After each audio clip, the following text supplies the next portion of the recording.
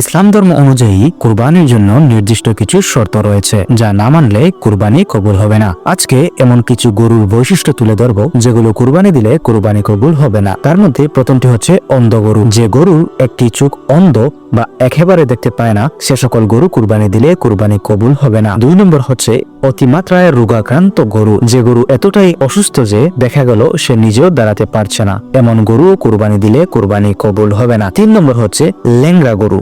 যে গরু এতটাই খুরা যে 3 পায়ে বর দিয়ে চলতে পারে না। 4 হাড় জিরজিরে গরু। এতটাই দুর্বল বা পাটকাঠির মতো যে মাংস নেই বললেই চলে, এমন গরু কুরবানি দিতে রাসূল সাল্লাল্লাহু আলাইহি সাল্লাম নিষেধ করেছেন। 5 কান বা লেজ কাটা গরু। ইচ্ছাকৃতভাবে কাটা বা জন্মগতভাবে স্পষ্টভাবে অঙ্গহানি হলে। 6 দাঁত বা শিং ভাঙা। যদি শিং বা দাঁত এমন ভাবে ভাঙা হয় যে এটা গরুর অঙ্গহানির শামিল হয়, সেসব গরু কুরবানি হবে না। 7 বয়সপ্রাপ্ত নয় এমন গরু। গরু কমপক্ষে 2 বছর বয়সী না হলে তা কুরবানি করা যাবে না। যে গরু কুরবানির জন্য উপযুক্ত, স্বাস্থ্যবান, চোখ, কান, লেজ ও শরীরের অঙ্গ প্রত্যঙ্গ সম্পূর্ণ, সে সকল গরু কুরবানি করা যাবে। বয়সের ক্ষেত্রে গরুর কমপক্ষে 2 বছর হতে হবে। দাঁত উঠা দ্বারা সাধারণভাবে চিহ্নিত, কোনো গুরুতর শারীরিক ত্রুটি থাকা যাবে না। রাসূল সাল্লাল্লাহু আলাইহি সাল্লাম বলেছেন, 4 ধরনের পশু কুরবানির যোগ্য নয়। 1 খুরা যেটির খুরানি স্পষ্ট। 2 এক চোখা যেটার অন্ধত্ব স্পষ্ট। 3 অসুস্থ যেটার অসুস্থতা স্পষ্ট।